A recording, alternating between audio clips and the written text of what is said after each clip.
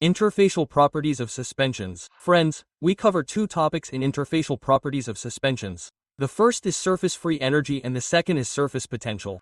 Okay? Now, to understand both of these, we first need to understand what an interface is. Okay?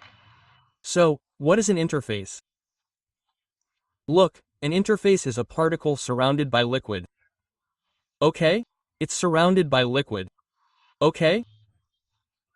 So, the boundary separating this particle from the liquid, right? We call that an interface. Okay? This boundary separating this particle from the liquid is what we call the interface. Okay? So, in this video, we'll talk about surface free energy, what it is, and how it affects suspensions. Okay.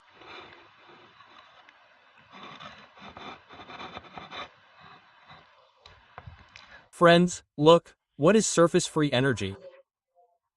Surface free energy, as the name suggests, is the energy used to free the surface. Okay? Suppose it's a particle. Okay? If I want to take this particle out of suspension, okay? Then I have to provide it with energy. Okay?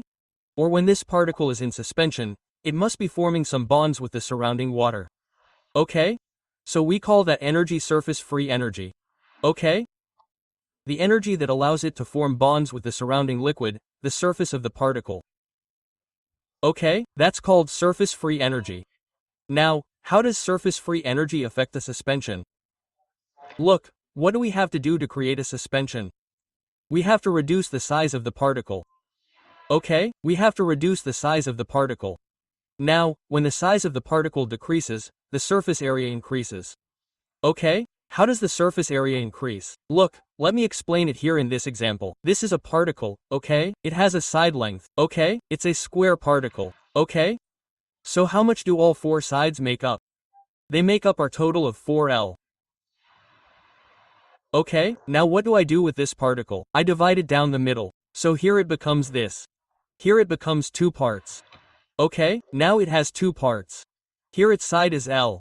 Here its side is L. Here also L here, L right?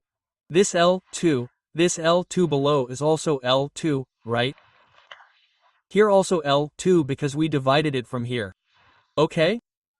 When you total it up and see 1, 2, 3, 4, 5 and 6, how much does it have here? 6L, okay? So where its outer boundary was our 4L, how much will it have here? 6L. Okay? Now the surface is affected in the same way.